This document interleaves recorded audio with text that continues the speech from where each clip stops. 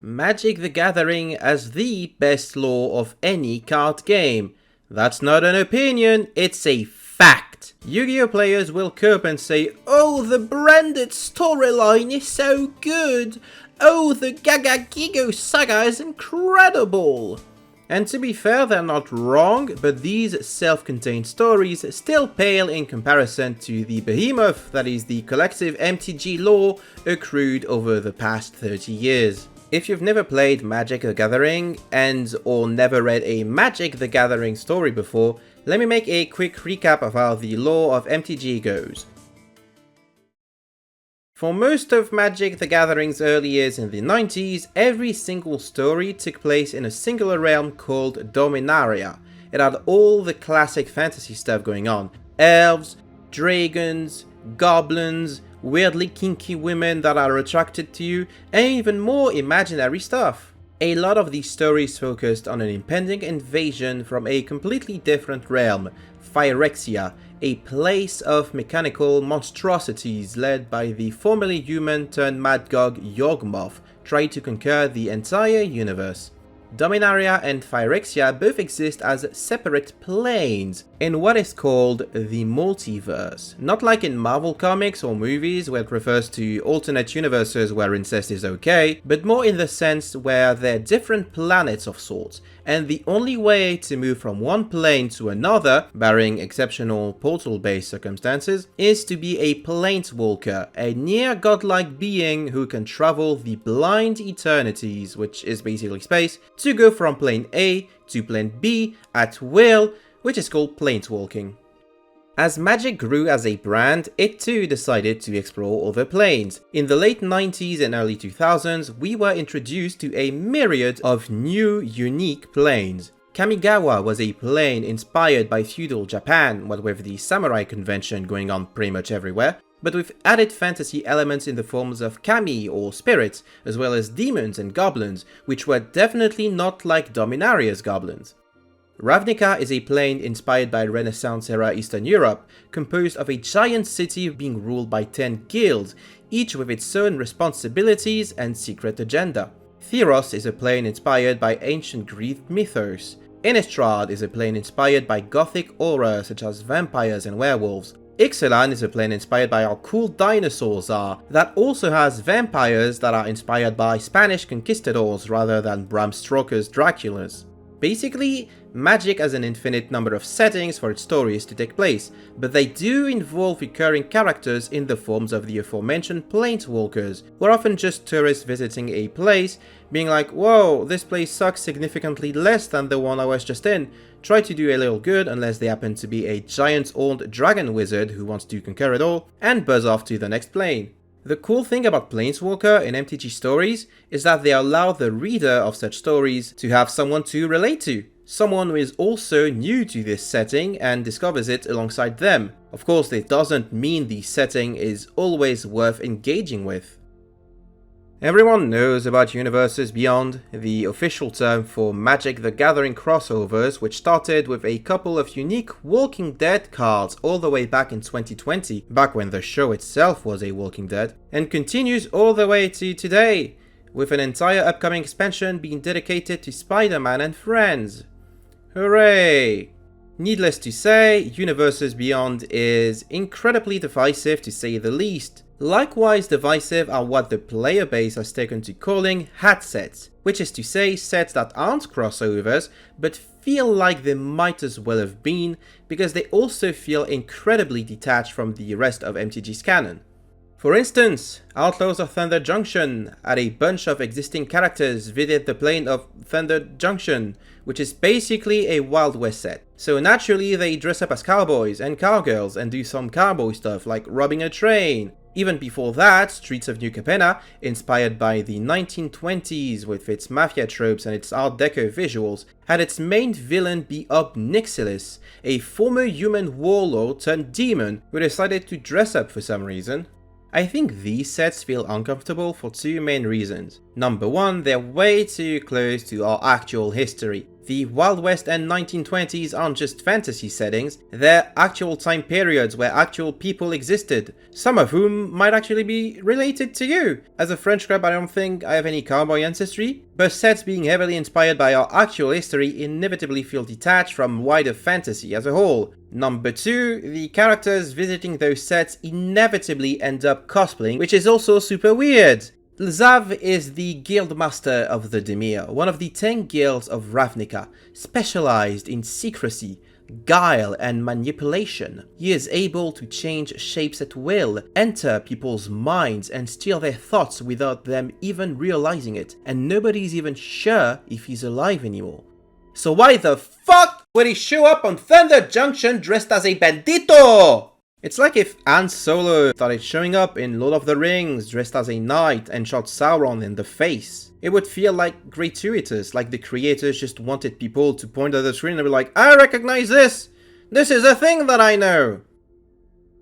So basically, Fortnite. So when Wizards of the Coast, the company responsible for Magic the Gathering, that's kinda late to announce that, I should have said that much earlier, announced Edge of Eternities, a space opera themed set, players were taken aback to say the least. Magic going to space? Going full science fiction? Ignoring the fact that Magic has done science fiction in the past, there's no way this can end up being both faithful to space opera and a good Magic set, right? Surely this has to be yet another hat set, right? Well, I am happy to inform you all that not only is Edge of Eternities not a hat set, it managed to create a setting so interesting that I genuinely wish to see more of it. Magic veterans and newbies alike, welcome to...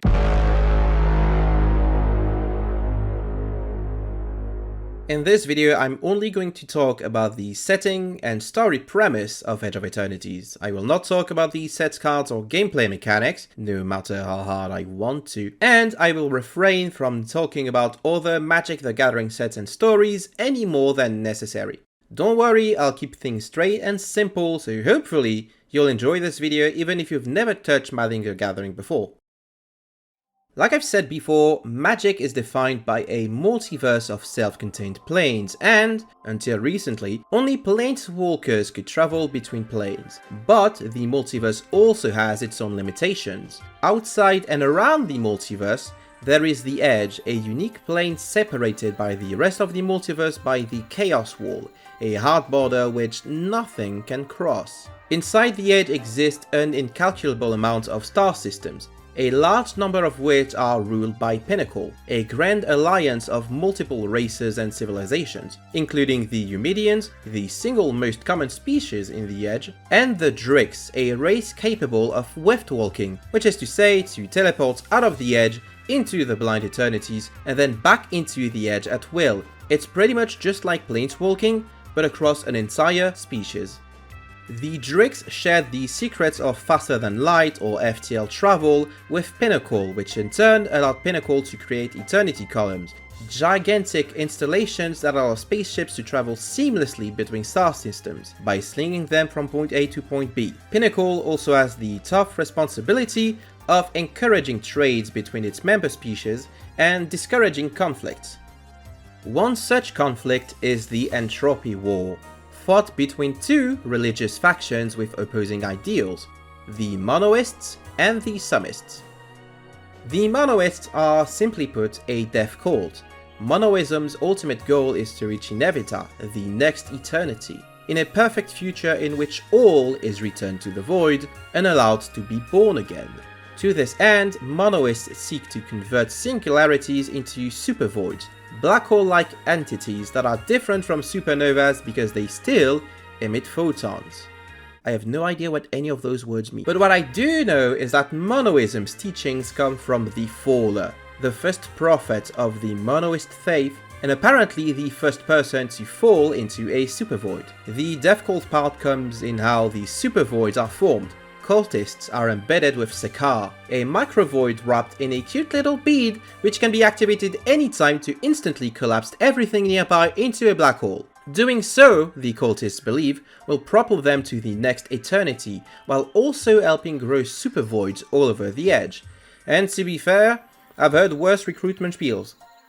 On the other hand, Sumism is the faith held by the Celestial Palatinate, a large and opulent galactic empire spread across many systems and led by the Regent Maximum Taman IV, which automatically makes them the bad guys. The prime principle of Sumism is the bright sum, a mathematical calculation of every best possible outcome for the Edge as a whole. The goal of the Celestial Palatinate is to increase the sum at any and all cost, thus justifying near constant expansion. Summists also believe it is their sacred duty to reignite dead stars, because the longer star systems live, the more they can increase the sum, whether they want it or not. To achieve their goals, the Celestial Palatinate can count on its military regiments, known as Free Companies, with the Sunstar Free Company being their current favorites of the regime.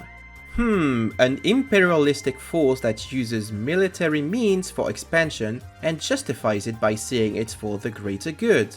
Where did I hear this before? It does make sense that these two factions would not appreciate the other's effort. The Monoists are trying to precipitate the end of the known universe, and the Summists are trying to prevent this. Even to their core tenets, these two faiths are at odds. Monoism believes in free will, respects individual choices, whereas Summism dictates groupthink at all times. This difference of opinions led them both to the system of Sothera, named after its former sun and impending supernova.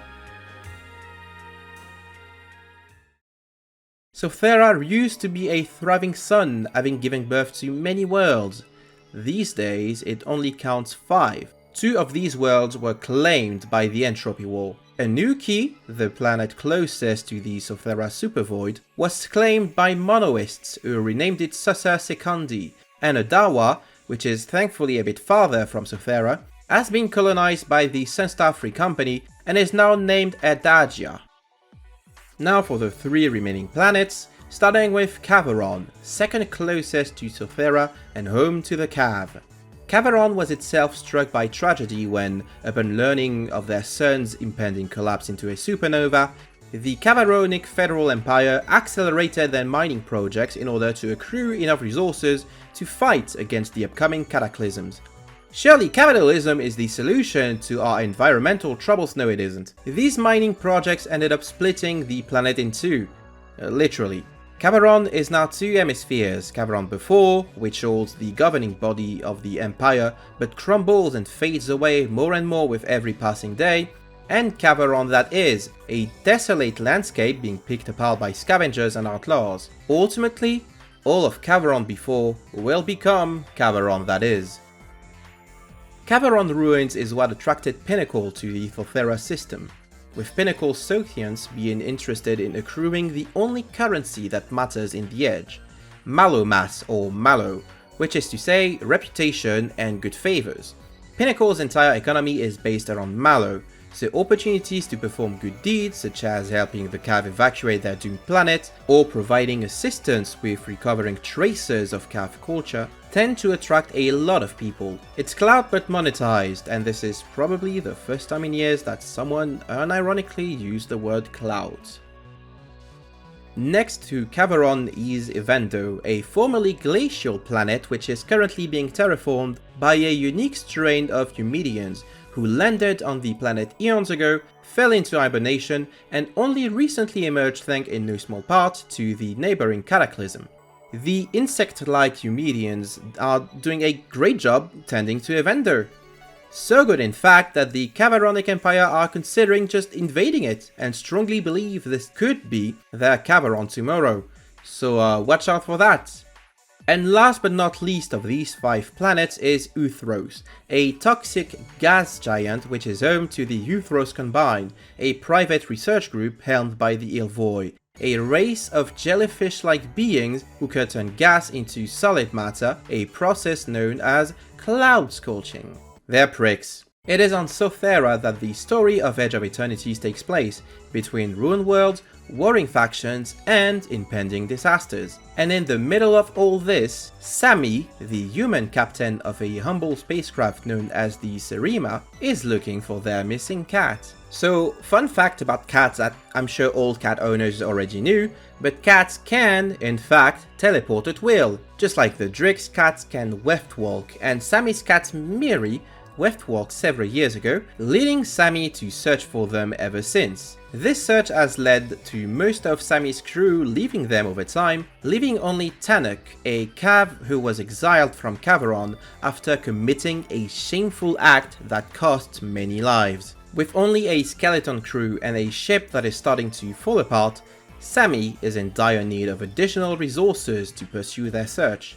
This has landed them in the employ of the Metal Man, a mysterious being who seems to originate from beyond the Chaos Wall. Some even say he's a wizard, with unique abilities none has ever seen before. The Metal Man has associated himself with Menon. Memnon? How do you say his name actually? An Ilvoy named Menon. Menon. Gotcha. An Ilvoy exiled by the Euthros Combine due to their fascination with a unique artifact lost in Sothera, and which seems to have a mind of its own. Sammy and Tanuk have been hired to retrieve this artifact, wherever it may be, and they're in luck because it seems like the artifact wants to be found.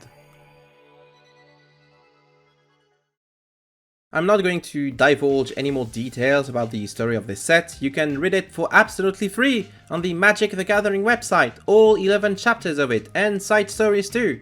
What I will say is that the Metal Man is a well-known Magic the Gathering character. In fact, veteran players will likely have recognized Tezzeret, a planeswalker who has been under the thrall of a couple of much larger villains, but who is certainly no slouch himself. Tezzeret finds himself stuck in the Edge, unable to escape, and seeks to acquire as much information as possible to find out who could possibly pose a threat to his ambitions. As a master metallurgist, able to forge and control machines at will, and having formed a couple of secret organizations in the past, he is the perfect character to insert into the setting.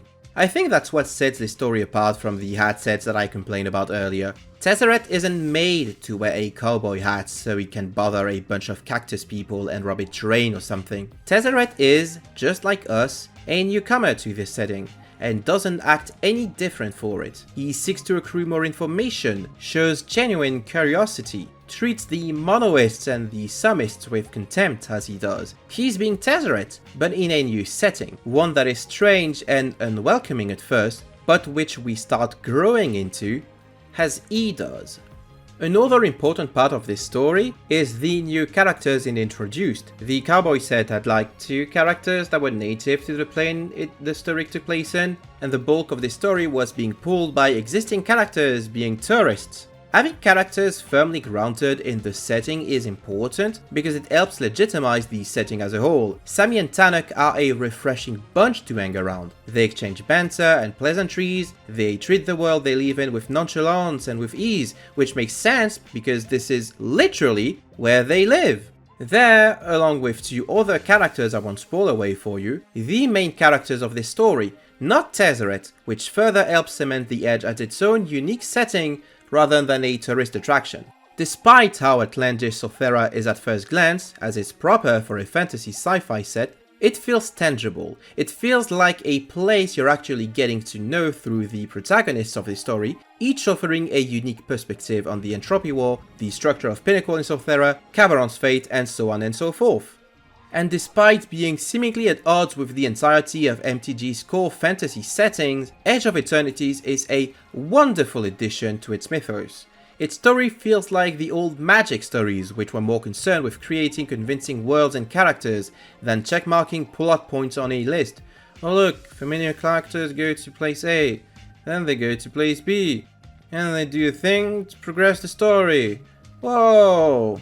I'm being rude, a lot of recent Magic stories were fun, even despite the setting. The cowboy set had some really enjoyable moments, for instance. But combining good writing with an interesting setting makes for an even more engaging story. And that is exactly what was accomplished with Edge of Eternities, in my opinion. In fact, the world's so interesting that I wish we had more of it.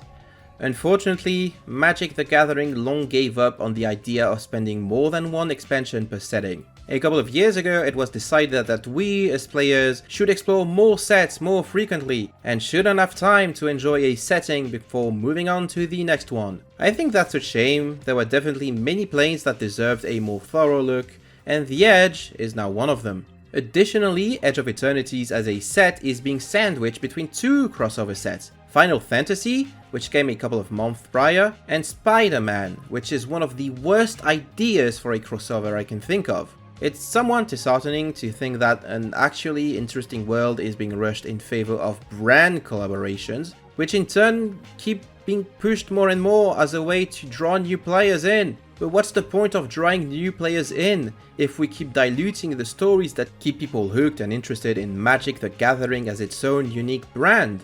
What are we drawing new players into? I love Edge of Eternities, I love its story, and though the set isn't out yet at time of writing the script, I also love the cards that were previewed. I can't wait to play with these new game pieces. I wish we had gotten more of them. I want to learn even more about the Monoists and the Summists. I want to see even more of Pinnacle, of the Cav and the Eumidians.